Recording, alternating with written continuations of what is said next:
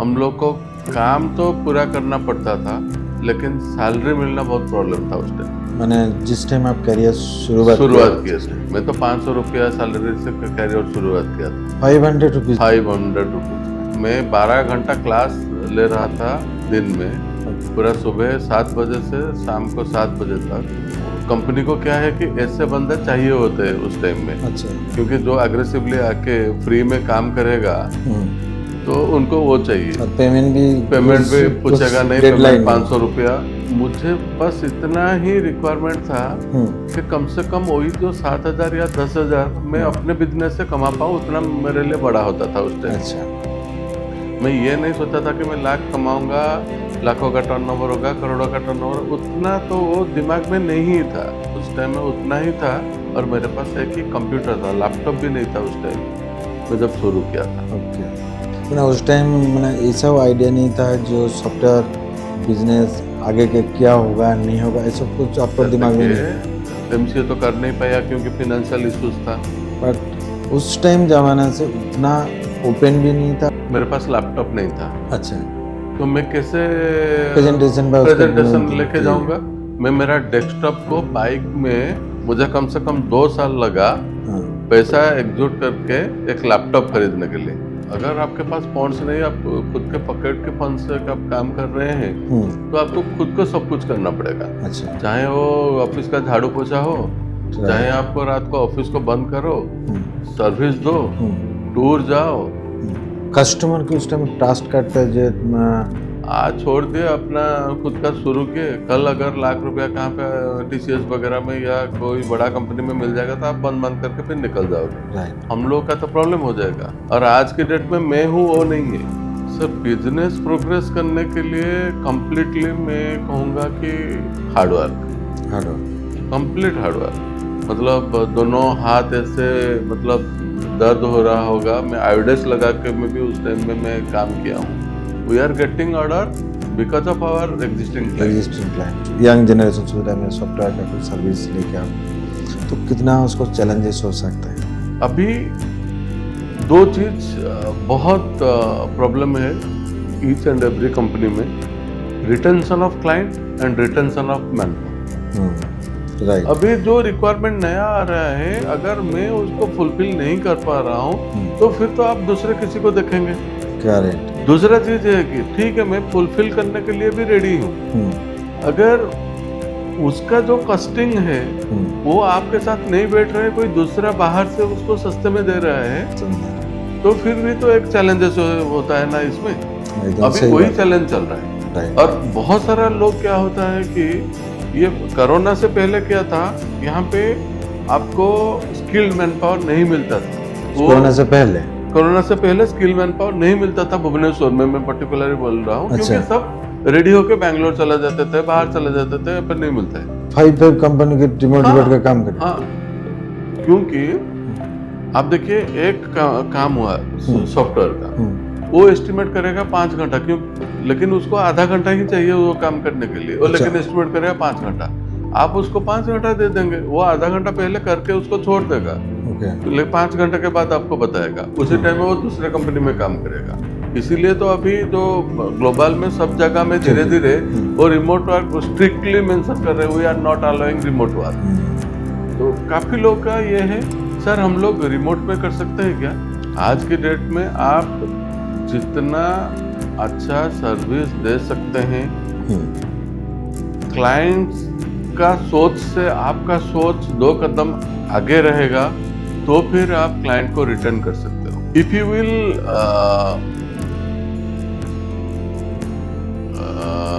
Put your customer to another vendor, then there will be a chances of business leakage. आप अगर खाली sales को focus करेंगे ना, हो सकता है आपको कस्टमर ऑनबोर्ड हो जाएगा, लेकिन रिटेंशन नहीं होगा। जो नेटस्कॉम के साथ आप मेंबरशिप है, तो यहाँ पे आपको कुछ बेनिफिट हुआ? बाकी किसी बिजनेस ओनर का आप तो बहुत अच्छा पोजीशन में था। VNI is also a good platform. मेरा कुछ पर्सनल इशू है, मतलब मैं सुबह तो मेरा लास्ट 1-2 क्वेश्चन जस्ट है, जो आप मिनिमम से मिनिमम जो वर्किंग प्रोफेशनल व business owner as a entrepreneurship जो जर्नी है, तो वहाँ पे दो क्या आप मिस्टेक किया जो आज भी आपको अच्छा नहीं लगता है, बस जो लर्निंग है, जो किसी ये दोनों मिस्टेक बिजनेस में ना करें। ये अगर आप मिस्टेक कर रहे हो तो प्रॉब्लम है। दूसरा चीज है कि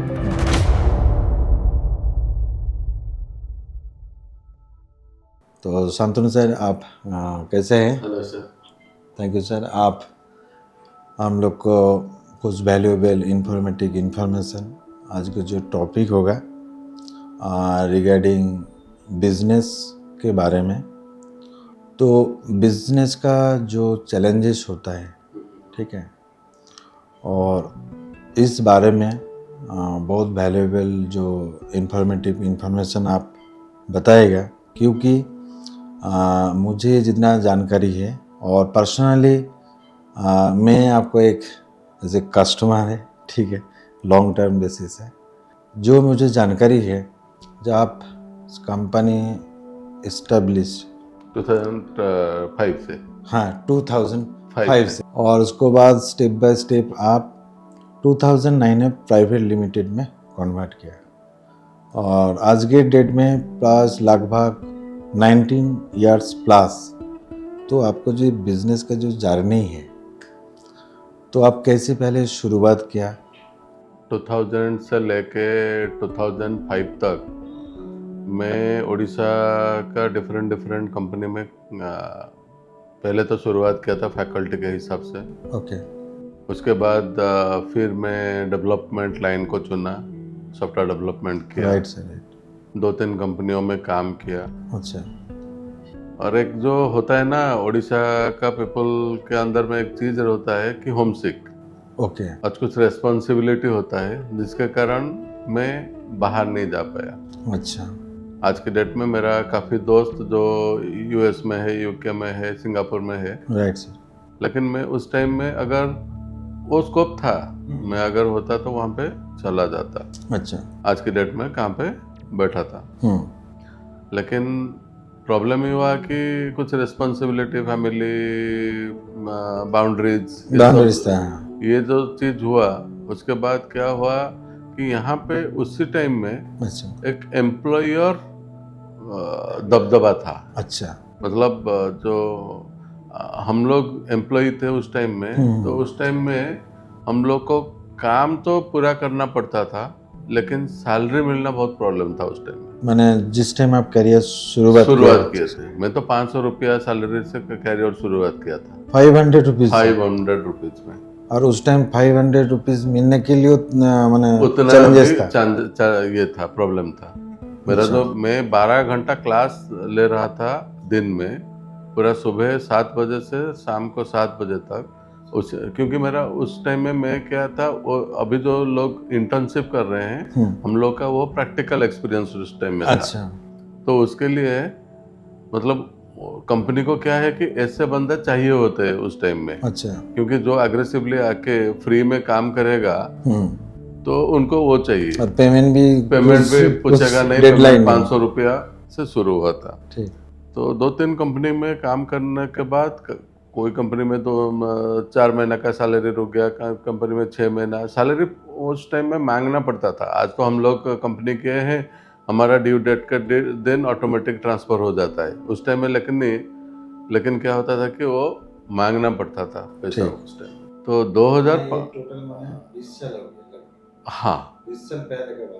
2002 से 5 में बता रहा हूँ मैं। 5 मार्च में शुरू किया था ऑर्गेनाइजेशन। जब सोचा ऑर्गेनाइजेशन करूँगा, ये तो कभी सोचा नहीं था। तो 2005 में इनिशियली मैं फ्रीलांसिंग कर रहा था, कुछ दुकान का बिलिंग सॉफ्टवेयर, सीआरएम सॉफ्टवेयर, ये सब चीज़ बता रहा था। तो ऐसे कुछ लोगों का मोटिवेशन, सपोर्ट, तो उस टाइम में वो बोले कि नहीं, आप एक ऑर्गेनाइजेशन करके स्टार्ट करो। करेक्ट। तो मैं शुरू किया था। अच्छा सर, उस टाइम से शुरू किया था, आपको कॉन्फिडेंस लेवल मैंने बढ़ा था जी मैं कर पाऊंगा कि नहीं कर पाऊंगा? सर कौन से चैलेंजेस लेकर स्टार्ट किया था? तो लोअर मिडिल क्लास फैमिली से आ रहे हैं ना, उस टाइम में कॉन्फिडेंस वो पैदा से ही आ जाता है। अच्छा। क्योंकि उस टाइम में मान के चलिए मेरा सैलरी था 7,000, तो मुझे बस इतना ही रिक्वायरमेंट था कि कम से कम वही जो 7,000 या 10,000 मैं अपने बिजनेस से कमा पाऊँ, उतना मेरे लिए बड़ा होता था उस टाइम में। मैं ये नहीं सोचा था कि मैं लाख कमाऊंगा, लाखों का टर्नओवर होगा, करोड़ों का टर्नओवर, उतना तो वो दिमाग में नहीं था उस टाइम में। उतना ही था जो हैंड टू माउथ करके जो अभी 7,000 मुझे रेगुलर नहीं मिल रहा है। अब जो कंपनी में काम कर रहा हूँ वो मांगना पड़ता है कम। मेरा जो ये है एक्सपेंसेस है, जो एक्सपेंसेस है महीना का, और मेरा तो स्किल सेट है, अगर मैं 5-7 हजार कमा लिया धीरे धीरे उसको एड ऑन करूंगा, वही मेरा टारगेट पहले था। और सबसे बड़ा बात था उसी टाइम में मेरे पास ओनली 10,000, 7 to 10,000 एग्जैक्टली याद नहीं है, 7 to 10,000 मेरे पास अकाउंट में था। और मेरे पास एक ही कंप्यूटर था, लैपटॉप भी नहीं था उस टाइम में, मैं जब शुरू किया था। तो ऐसे ही शुरू हुआ।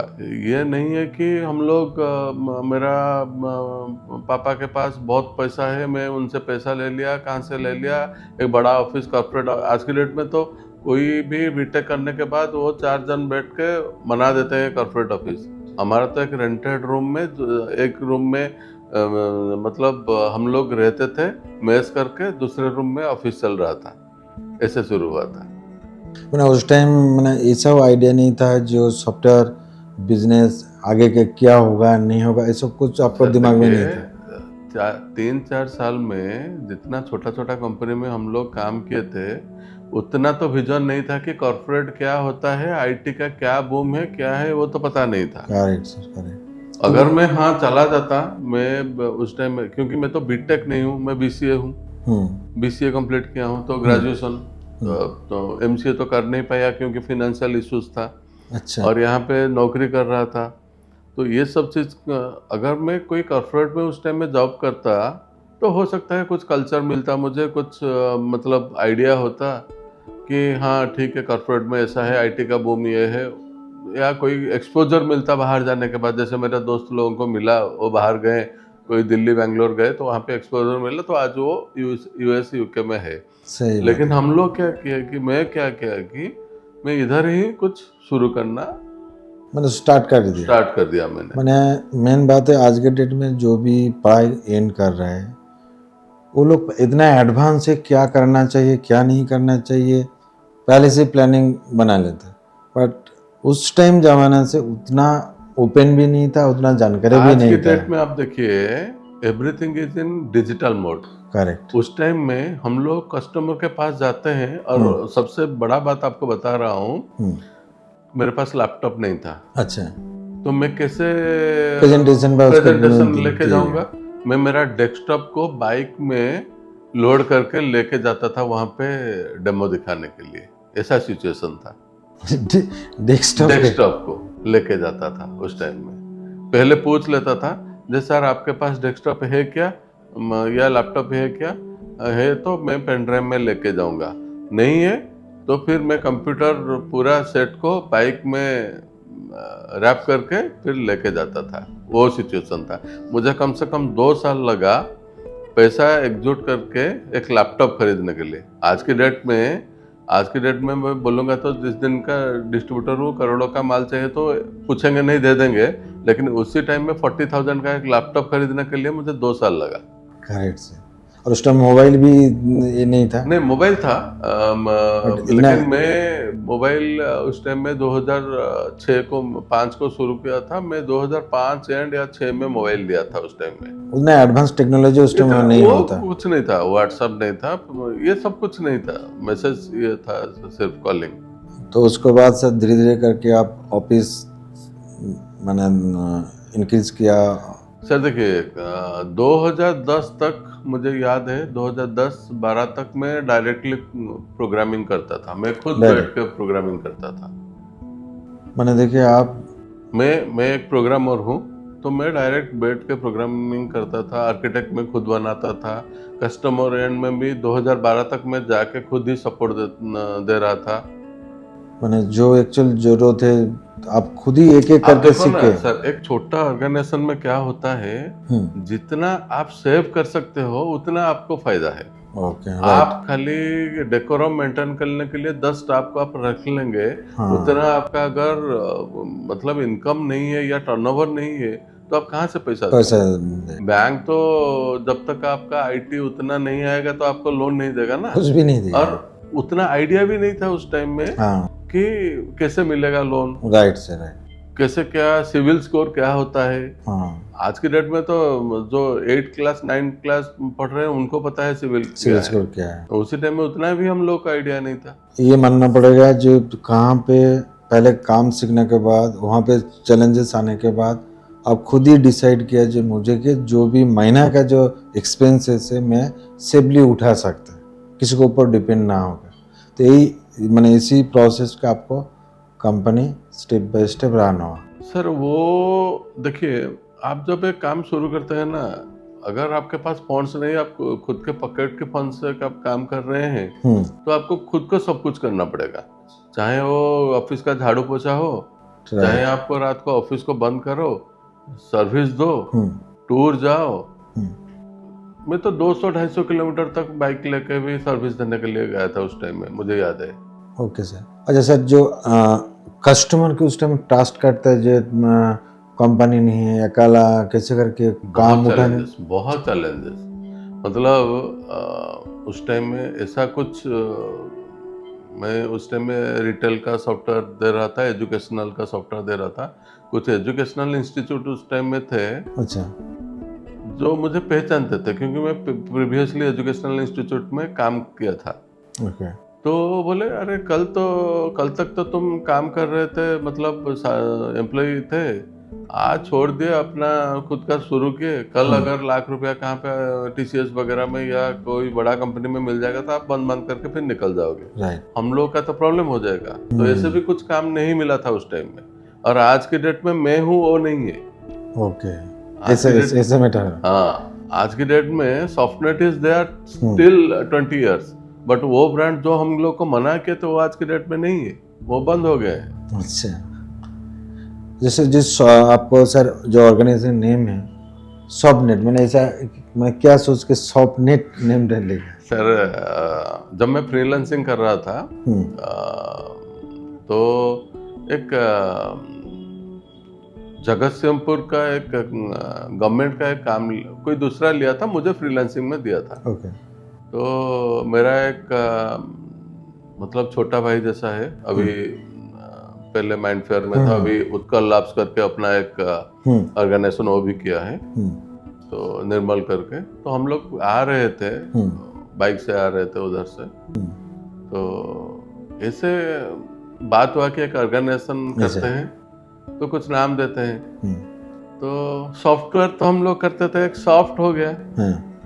तो उस टाइम में हम लोग नेटवर्क फॉर नेक्स्ट जनरेशन, मतलब ये एक नेटवर्क हम बना के तो नेक्स्ट जनरेशन के लिए होगा, ऐसे करके सोचे थे। इसलिए सॉफ्टनेट नाम को एक मुझे एक इंग्लिश नाम देना था, तो मैं सोचा कि सॉफ्टनेट ही छोटा नाम है, अच्छा है, ले लूंगा। जो भी नाम बहुत अच्छा है, पूरा रिलीवेंट है। सॉफ्टनेट नाम बहुत अच्छा है। मैंने ज्यादा कुछ अभी से नाम लेने के लिए बहुत रिसर्च करना पड़ता है। वो हम लोग कोई रिसर्च नहीं किए थे, जो आया नहीं लिए, आया दिमाग में, हाँ चलो ये हाँ अच्छा नाम है, चलो चलते हैं।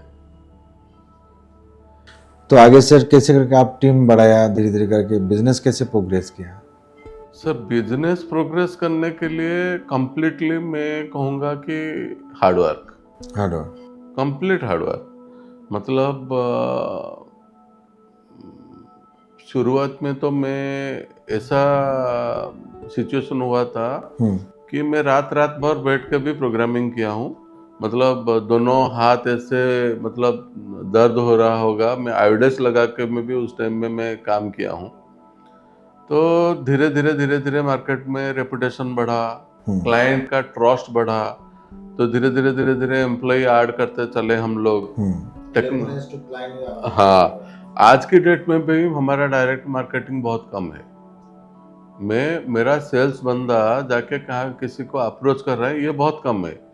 We are getting order because of our existing client, reference to plus. हाँ, वो हमारा सॉफ्टवेयर यूज कर रहे हैं, वो रेफरेंस दिया कि अरे सॉफ्टनेट में जाओ, उनका सर्विस भी अच्छा है, टीम भी अच्छा है, रिस्पॉन्स अच्छा है, आप वहाँ पे काम करो, आपका हो जाएगा। ओके। तो सर जो सॉफ्टवेयर बिजनेस बाद सॉफ्टवेयर जो सर्विसेज आप रन कर रहे हैं, तो आपकी सॉफ्टवेयर का खुद का कुछ प्रोडक्ट ऐसा लॉन्च का ऐसा कुछ प्रोडक्ट है? सर देखिए, आज की डेट में मेरे पास 6-7 टेलर मेड प्रोडक्ट है। ओके। एंड 2005 से लेके हमारा एक प्रोडक्ट है रिटेल सॉफ्ट करके। रिटेल सॉफ्ट इसमें सर कंप्लीटली एक रिटेल ऑर्गेनाइजेशन को, मतलब एक सुपरमार्ट हो, एक ग्रोसरी स्टोर हो, एक गारमेंट स्टोर हो, एनी काइंड ऑफ शॉप को मैनेज करने के लिए, अच्छा, उसका barcode integration, billing, inventory, accounts, everything वो उसमें है। ये हमारा एक ओन प्रोडक्ट है, सर्विसेज है। ये हमारा कोर कॉम्पिटेंस है उसमें। और इसमें लगभग आज के डेट में 650-700 कस्टमर है मेरा अक्रॉस ओडिशा। ओके। मैंने इतना यदि आप मार्केटिंग करते हो तो बहुत होता है, बट मार्केटिंग उतना और ये मैं डायरेक्ट मार्केटिंग में भी नहीं जुड़ा हूँ, ये सब क्लाइंट रेफरेंस में आया है। क्लाइंट रेफरेंस बेस्ट है। और जो सर जो क्लाइंट आ रहे हैं, जिससे हम लोग की तरफ से जो क्लाइंट जुड़ जा रहे हैं, बाद ऐसा जो क्लाइंट आ रहे हैं, तो वो क्लाइंट जुड़ने के लिए अभी आपको शायद उतना चैलेंजेस नहीं है, रेफरेंस थ्रू से ही मैक्सिमम आ जा रहा है। आज की डेट में क्या हो गया है कि आज के डेट में थोड़ा कंपटीशन बढ़ गया है। क्योंकि लोग पहले क्या करते थे कि हाँ ठीक है, कंपनी तो 20 साल का है या 15 साल का है, जो भी है टीम है, वो करते थे। आज जो नया स्टार्टअप्स आ रहा है या नया कंपनियां खुल रहा है, तो उसमें क्या है, इन लोग मतलब बहुत सारा कंपनियों का क्या है कि सस्ते में कहाँ पे प्रोडक्ट मिलता है, सोल्यूशन कहाँ पे सस्ते मिलता है। क्योंकि उनका क्या है कि हम 2 साल ये देखेंगे, थोड़ा ग्रूम अप हो जाएंगे, फिर एक अच्छा कंपनी को लेके जाएंगे। तो उसी टाइम में थोड़ा हम लोग, क्योंकि कस्टिंग भी बहुत बढ़ गया है, स्टाफ सैलरी बहुत बढ़ गया है, इंफ्रास्ट्रक्चर कॉस्ट बढ़ गया है, टेक्नोलॉजी भी चेंज हो गया है। तो अभी तो क्या है कि हम हर टेक्नोलॉजी का बंदा भी खुद के पास नहीं रख सकते, क्योंकि उतना कस्टिंग मेरे पास मतलब अफोर्डेबल भी नहीं है। ठीक। तो हम लोग 2-3 टेक्नोलॉजी जिसमें काम कर रहे हैं, और उसी हिसाब से प्रोजेक्ट भी तो आना चाहिए। जो सॉफ्टवेयर का जो बिजनेस है, जो सर्विसेज है, आपको काफ़ी लंबा टाइम का एक्सपीरियंस है, आपको साथ बहुत सारा आपको जैसे बिजनेस करने के लिए आया, फिर वो भी चल गया, कुछ लोग अभी अच्छा से रन भी कर रहे हैं, और आपको जो चैलेंजेस आप बताए, आपको हिसाब से उसको बिल्ड किया। जैसे आप पहली बात किया, जो फैमिली सर्कमस्टेंस वजह से मेरा के बाहर जाने के लिए मौका था, बट बाप जा नहीं पाया। हाँ, ठीक ना। तो यहाँ पे आपको धीरे धीरे करके बिल्ड किया। तो इसी हिसाब से अभी हम लोग को सिटी की बात कर रहा है, मान लीजिए भुवनेश्वर सिटी की बात हो रहा है, तो कितना चैलेंजेस है अभी सॉफ्टवेयर सर्विस, जो सॉफ्टवेयर बिजनेस मैंने एकदम नीचे लेवल जो लोग सोच रहा है मैं करूँगा, कुछ यंग जनरेशन सोच रहा है मैं सॉफ्टवेयर का कुछ सर्विस लेके आऊँगा, तो कितना उसको चैलेंजेस हो सकता है? सर अभी देखिए, अभी क्या है कि एवरीवेयर यू विल गेट डिजिटलिज्म। अच्छा है, क्योंकि आप डिजिटल के बिना सांस भी नहीं ले सकते आज के डेट में, ऐसा सिचुएशन। करेक्ट। अच्छा बात है। तो उसी हिसाब से क्या है कि काफी सारा रजिस्टर्ड, अनरजिस्टर्ड फ्रीलांसर, बहुत सारा कंपनियां आ गए हैं अभी। तो हम लोग को चैलेंजेस ऑटोमेटिक आ रहा है। ओके। अभी 2 चीज बहुत प्रॉब्लम है ईच एंड एवरी कंपनी में, retention of client and retention of man power. क्योंकि क्लाइंट का एक्सपेक्टेशन करेक्ट बहुत है। क्योंकि आज आप मान के चलिए कि उनको एक सोल्यूशन दिए हैं जिसमें एक काम स्मूथली हो रहा है। करेक्ट। और सेम चीज अभी दूसरे जगह में वो बेटर आ गया है। बेटर आ गया है, तो क्लाइंट सोच रहे हैं कि मुझे भी ये सोल्यूशन चाहिए। ये तो अगर आप नहीं दे पाएंगे तो फिर क्लाइंट उधर चला जाएगा। ये एक चैलेंजेस आज की डेट में है। सही है। और ये भी आप देखिए कि मैं बता रहा हूँ, कुछ रिटेल कस्टमर मेरा थे जिनका नाम सुन के भी 50-60 किलोमीटर दूर से लोग आते थे वो दुकान में खरीद करने के लिए। अच्छा। लेकिन आज की डेट में कॉन्सेप्ट ही चेंज हो गया। अभी ब्लिंकिट आ गई, दुकानदार अभी कस्टमर के पास जा रहा है। जा रहे, करेक्ट जिसका मान के चलिए कि भुवनेश्वर में एक स्टोर था एक्स, करेक्ट एक स्टोर था जिनका बहुत बड़ा नाम था। Correct sir. काफी दूर से लोग भुवनेश्वर आते थे वो स्टोर से खरीदने के लिए। लेकिन अभी इतना सारा मॉल हो गया, स्टोर हो गया, इतना ऑनलाइन हो गया, ये सब हो गया, तो लोगों के पास चीज पहुंच रहा है, तो वो एक तो चैलेंजेस रहेगा। वो तो आपको मतलब डिपेंडिंग ऑफ द सिचुएशन जो नीड फॉर चेंज होता है, वो आपका स्ट्रेटेजी चेंज होना चाहिए कि मैं क्या कर सकता हूँ। Correct sir. मैंने आप बोलना चाहते हैं मार्केट ट्रेंड के साथ यदि नहीं चलेगा तो वो तो पूरा, मान के चलिए आप मेरे से एक सोल्यूशन ले रखे हैं, वो आपका अच्छा चल रहा है, ठीक, लेकिन आपका भी कंपनी ग्रोथ हो रहा है ना, आपका भी 5 लोगों के साथ बात हो रहा है, आपका रिक्वायरमेंट भी बढ़ रहा है। अभी जो रिक्वायरमेंट नया आ रहा है, अगर मैं उसको फुलफिल नहीं कर पा रहा हूँ तो फिर तो आप दूसरे किसी को देखेंगे। करेक्ट। दूसरा चीज है कि ठीक है मैं फुलफिल करने के लिए भी रेडी हूँ, अगर उसका जो कस्टिंग है वो आपके साथ नहीं बैठ रहा है, कोई दूसरा बाहर से उसको सस्ते में दे रहा है, तो फिर भी तो एक चैलेंजेस होता है ना इसमें। अभी वही चैलेंज चल रहा है। ये हो गया आपका द क्लाइंट बेस चैलेंजेस। दूसरा चीज है कि आपका एम्प्लॉय बेस। आप जितना भी एम्प्लॉय को आप जितना भी सैलरी देंगे अपना हिसाब से देंगे ना, आपका टर्नओवर जो है, आपका काम जितना हो रहा है उतना देंगे। सही बात है। लेकिन अभी जो है कि कॉर्पोरेट में जो सैलरी मिल रहा है और जो भी उनको फैसिलिटी मिल रहा है उतना तक हम लोग एज ए लोकल कंपनी जा सकते हैं, नहीं जा सकते, वो भी एक हमारे लिए दिक्कत की बात है। दिक्कत है, बहुत ही रिस्क भी है। रिटेंशन जो होता है एम्प्लॉय का वो थोड़ा भी प्रॉब्लम है।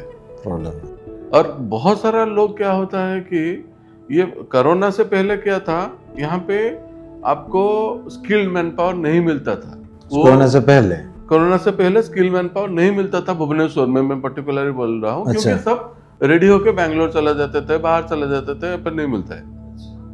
कोरोना के बाद थोड़ा चेंज हुआ कि रिमोटली वो लोग काम किए, लेकिन रिमोटली काम करने के बाद मतलब अभी क्या है कि बहुत सारा कंपनियां रिमोट वर्किंग के लिए बीच में बहुत रिमोट का कोई भी आप इंटरव्यू ले रहे हैं, कोई भी आप रिक्रूटमेंट कर रहे हैं, तो पहले वो पूछेगा आप रिमोट के लिए एक्सेस मिलेगा कि नहीं मिलेगा। हाँ, सही। और उसी में बहुत प्रॉब्लम है आज की डेट में।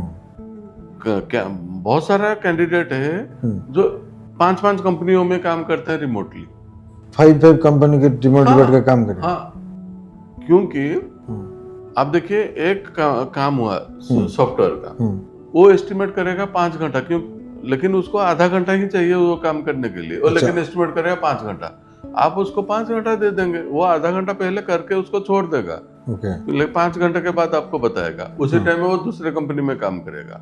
इसीलिए तो अभी जो ग्लोबल में सब जगह में धीरे धीरे वो रिमोट वर्क स्ट्रिक्टली मेंशन कर रहे हैं, we are not allowing remote work. Remote कहाँ पे हो सकता है, जहाँ पे आप सपोर्ट में बंदा रख सकते हैं। अगर आप 10 आदमी को, मैंने ये भी बहुत बड़ा चैलेंजेस है, बहुत चैलेंजेस है आज की डेट में।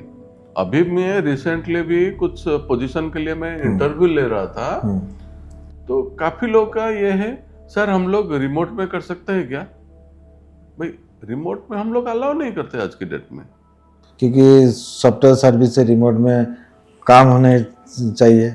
आप देखिए एक बंदा को जिसको में हम लोग ऑनबोर्ड करेंगे, वो तो अकेला काम नहीं करेगा ना, 5 लोगों को लेके काम करेगा। तो अगर सबको मैं रिमोट दे दूंगा तो जो प्रोडक्टिविटी 2 दिन में चाहिए वो 15 दिन लगेगा, वो काम भी सही नहीं होगा।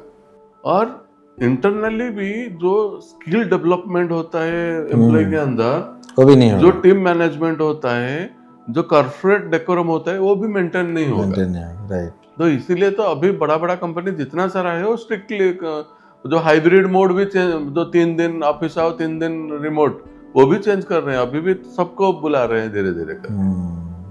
तो मेन एम्प्लॉय के एक चैलेंजेस आप बहुत अच्छे से जो प्रैक्टिकली जो इंसिडेंट हो रहे हैं डेली बेसिस, वो आप बात किया।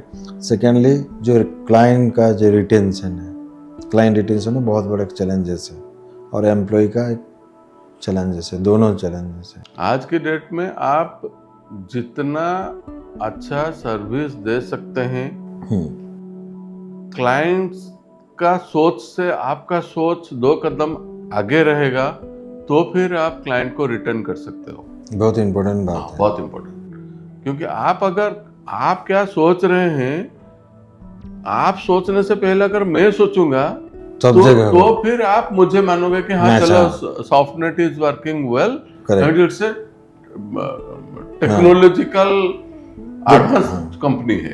राइट। अगर आप बोलेंगे मैं करूंगा तो आप किसी को भी बोल सकते। ये बहुत बड़ा वैल्यूएबल बात है। और आज की डेट में न्यू क्लाइंट ऑनबोर्ड करना भी एक बहुत बड़ा प्रॉब्लम है। बहुत बड़ा प्रॉब्लम है न्यू क्लाइंट अपलोड, और उसको जो कॉस्ट हो रहा है उसको जस्टिफिकेशन करना, हाँ, कंपनी के लिए बहुत बड़ा लायबिलिटी। अभी आप क्या है कि आपको एक मैं सोल्यूशन दिया हूँ, उसमें कुछ अपग्रेड करके ऐड ऑन करके मैं आपको कुछ बेच सकता हूँ, वो फायदा है क्योंकि आप मुझे ट्रस्ट कर रहे हो।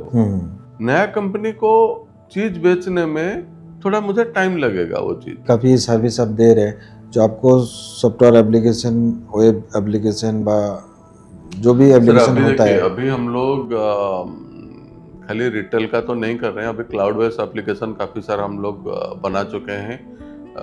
मेजरली अभी गवर्नमेंट का भी बहुत सारा काम हम कर रहे हैं। उड़ीसा गवर्नमेंट का भी कर रहे हैं, छत्तीसगढ़ गवर्नमेंट का भी कुछ कर रहे हैं। कुछ बड़ा कंपनी के साथ, कॉर्पोरेट कंपनी के साथ टाई अप करके भी वो जो काम आउटसोर्स कर रहे हैं वो भी हम लोग अभी कर रहे हैं। बाकी मेरे पास अभी जैसे लॉजिस्टिक मैनेजमेंट सॉफ्टवेयर है, क्लिनिक मैनेजमेंट सॉफ्टवेयर है, कैंटीन मैनेजमेंट सॉफ्टवेयर है, ई कॉमर्स पोर्टल हम लोग डेवलप कर रहे हैं, मोबाइल एप्लीकेशन डेवलप कर रहे हैं, एंड जो हम लोग का कस्टमाइज एप्लीकेशन, कुछ का HRMS पेरोल हो गया, कस्टमाइज ERP, जो SAP इम्प्लीमेंट करने के लिए उनके पास फंड नहीं है तो उनके लिए हम लोग सपोर्ट कर रहे हैं, कस्टमाइज ERP बना के दे रहे हैं। ये सब एप्लीकेशन हम लोग कर रहे हैं सर। और उसको साथ साथ और भी आप हार्डवेयर को बहुत सालों से आप IT हार्डवेयर। सर देखिए, मैं कभी सोचा नहीं था कि मैं हार्डवेयर कुछ करूंगा। मतलब जैसे IT सेल्स, कंप्यूटर हो गया, लैपटॉप हो गया या कुछ भी चीज मैं सेल करूंगा, ये कभी सोचा भी नहीं था मैंने, क्योंकि बैकग्राउंड सॉफ्टवेयर था तो मैं प्रोग्रामिंग सॉफ्टवेयर के ऊपर मैं सोचा था। बट परिस्थितियां ऐसे हुआ कि हम लोग रिटेल सॉफ्टवेयर बेच रहे थे और रिटेल के साथ बहुत सारा चीज कंबाइंड होता है। जैसे बारकोड प्रिंटर हो गया, एक दुकान में बारकोड प्रिंटर चाहिए उनका बारकोड टैग करने के लिए। रिसिप्ट प्रिंटर हो गया जिसमें वो बिल निकालेंगे, बारकोड स्कैन हो गया प्रोडक्ट को स्कैन करके बिल करने के लिए। कंप्यूटर तो चाहिए। उसके बाद आज के डेट में सब ट्रेंड आ गया, जैसे पॉस मशीन जो रिलायंस वगैरह में लगता है, पॉस मशीन, तो वो सब होता है। पहले ये सब चीज क्या करता है कि हम लोग दूसरे वेंडर को दे देते हैं, भाई आप करो, मतलब आपके एग्जिस्टिंग क्लाइंट के डिमांड होता है वो आप फुलफिल। हाँ, मतलब पहले वो चीज हम लोग दूसरे को दे देते थे और हम लोग सिर्फ सॉफ्टवेयर देते थे। राइट। लेकिन प्रॉब्लम धीरे धीरे ये आया कि कस्टमर को फ्रंट हम लोग कर रहे हैं, तो कोई भी इशू आ रहा है वो हमें फोन कर रहा है। अच्छा। और हमारा जो कमिटमेंट है वो कमिटमेंट और दूसरे को हो सकता है, नहीं हो सकता है। करेक्ट। मैं सॉफ्टवेयर दिया हूँ, उसके साथ मेरा रेगुलर टच है, लेकिन जो कंप्यूटर बेच रहा है उसको 1000 रुपया मिला है या 2000 या 500 रुपया मिला है, हो सकता है उसका कंप्यूटर खराब होने के बाद उतना रेस्पॉन्स उससे मिलेगा। सही है। तो ये एक चैलेंजेस आया। दूसरा है कि if you will put your customer to another vendor, then there will be a chances of business leakage. मैं एक हार्डवेयर बंदा को दिया, भाई तू हार्डवेयर सप्लाई कर दे, मैं सॉफ्टवेयर करता हूँ, ठीक दिया, लेकिन हो गया 3 महीना 4 महीने के बाद मैं देखा कि वहां पे कोई दूसरा सॉफ्टवेयर दे रहा है, वो हार्डवेयर बंदा दूसरे किसी को लेके बोल रहा है कि ये सॉफ्टवेयर आप ले लो। तो ये एक चैलेंजेस आ गया। करेक्ट। तो आने के बाद और धीरे धीरे मेरा कंपनी का भी मार्केट में रेपुटेशन बढ़ रहा है और मुझे टर्नओवर भी बढ़ाना था। तो मैं सोचा कि भाई अगर हम लोग पूरा टर्न की बेसिस में काम करते हैं तो अच्छा होगा। कस्टमर भी सिंगल विंडो बेसिस में सर्विस मिल जाएगा उसको, और हम लोगों को भी जो एक्स्ट्रा है मस्त वो भी माइलेज मिल जा रहा है। माइलेज मिलेगा, टर्नओवर मिलेगा। करेक्ट। और कस्टमर का ऐसा नहीं है कि भाई सॉफ्टवेयर के लिए सॉफ्टनेट के पास जाओ, कंप्यूटर के लिए एक्स के पास जाओ, बारकोड प्रिंटर के लिए वाई के पास जाओ, ऐसा कोई जरूरत नहीं पड़ेगा। Right sir. और दूसरा चीज है कि सॉफ्टवेयर तो एक बार में दे दिया, लेकिन वो जो रेगुलर कंजप्शन, उसको पेपर रोल होगा, उसको जो बारकोड स्टिकर होगा, ये तो रेगुलर, तो वो कोई दूसरे को फोन करेगा, तो मुझे तो फोन नहीं करेगा ना। इंडस्ट्री इतना चेंज हो रहा है, इतना चेंज हो रहा है, और आईटी इंडस्ट्री तो 3 to 5 ईयर्स के अंदर चेंज हो जाता है। बट अभी लॉन्ग टर्म बेस में जो पहली बात हो रहा है, जब 20 साल तक 90 ईयर्स प्लस इस बिजनेस के टिके थकना, सर्विस रखना बहुत मुश्किल है। बट स्टेप बाय स्टेप आपको लर्निंग दे दिया है अभी कस्टमर के कैसे रखना है, मतलब टोटली जो सर्विस दे रहा है हॉरिजॉन्टल वर्टिकल का जो बिजनेस का, मैंने A to Z software related जो भी चीज़ जरूरत होगा आपको पास सपोर्ट मिल सकता है। ये बात मेन जो अभी पर्सन तो खाली सॉफ्टवेयर नहीं, अभी एनीथिंग रिलेटेड टू आईटी हम लोग सप्लाई कर रहे हैं, ओके, कंसल्टिंग कर रहे हैं। तो कस्टमर को पता है कि सॉफ्टनेट के पास जाने से आप सिंगल विंडो में पूरा सर्विस आपको मिल जाएगा। तो सबसे इंटरेस्टिंग बात मुझे क्या लगा आपको बातों से जो डिस्कशन हुआ, जो आप सेल्स ज़्यादा से ज़्यादा मैन पावर के देखे सेल्स नहीं किया, रेफरेंस के ऊपर और नेटवर्किंग माध्यम से ज़्यादा से ज़्यादा सर्विस है। देखिए, आप अगर खाली सेल्स को फोकस करेंगे ना, हो सकता है आपको कस्टमर ऑनबोर्ड हो जाएगा, लेकिन रिटेंशन नहीं होगा। रिटेंशन नहीं होगा क्योंकि आपका सेल्स का बंदा को आप टारगेट देंगे, वो कुछ झूठ मूठ बोल के उधर काम ही उठा लेगा, पीओ उठा लेगा, लेकिन आप हो सकता है डिलीवर नहीं कर पाएंगे, या डिलीवर करने के बाद उसको रिटर्न नहीं कर पाएंगे। तो इसीलिए हम लोग का जो सिस्टम है, हम लोग जो सपोर्ट दे रहे हैं जो लोग, वही सेल करते हैं। मेरा मैक्सिमम वही है। जो लोग मेरे पास है वो डायरेक्टली उनके पास सपोर्ट का भी राइट्स है, वो पहले सपोर्ट देंगे, आपको फोन करेंगे कि आपका असुविधा क्या है, आप क्या प्रॉब्लम फेस कर रहे हो। तो अगर वो कॉल आपके पास महीने में एक बार या साल में 3-4 बार आ रहा है, तो आपको पता है भाई ये जो कंपनियां है ना, ये कंपनी कम से कम तो सेल के बाद पूछता है ना भाई क्या प्रॉब्लम चल रहा है। जो नेक्स्टकॉम के साथ आप मेंबरशिप है, तो यहाँ पे आपको कुछ बेनिफिट हुआ बा किसी बिजनेस ओनर का नेक्स्टकॉम के साथ? Nextcom is a global association organisation. उसमें एक तो बेनिफिट है कि आपका लेटेस्ट टेक्नोलॉजी क्या है, क्या ट्रेंडिंग है, मार्केट अभी क्या चाह रहा है, गवर्नमेंट का पॉलिसीज वगैरह क्या हो रहा है, आईटी का सिचुएशन अभी क्या है।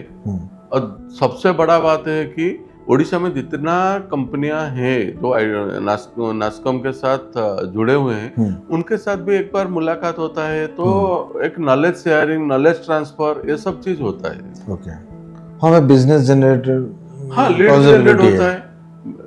जब इसमें क्या होता है कि माने कि मैं नास्कॉम मेंबर हूँ, तो दूसरा जो नास्कॉम का मेंबर है वो सिर्फ मान के चलिए कि वो पर्टिकुलर डोमेन में काम कर रहे हैं, मैं एक दूसरे डोमेन में काम कर रहा हूँ, उनके पास एक लीड आया, भाई आपको लॉजिस्टिक सॉफ्टवेयर है क्या आपके पास? हाँ मेरे पास है, ठीक है आप उधर बात करो। तो मेरे पास कुछ लीड आया, तो मैं देखा कि नास्कॉम में कोई है, तो उसको मैं फॉरवर्ड कर दिया। ऐसा भी होता है बिजनेस। और एक जब बात करें सर बीएनआई का, तो अभी बीएनआई का भी हम लोग को उड़ीसा का अभी क्या सर देखिए, आप तो बहुत अच्छा पोजीशन में था। BNI is also a good platform. मेरा कुछ पर्सनल इशू है, मतलब मैं सुबह, क्योंकि ये 7:30 to 9:30 इसका मीटिंग रहता है, लेकिन मेरा कुछ फैमिली का इशू है, तो मैं, और इसमें क्या है कि आप ओनर या डिसीजन मेकर जो है वो ही मतलब उसमें मेंबर हो सकता है।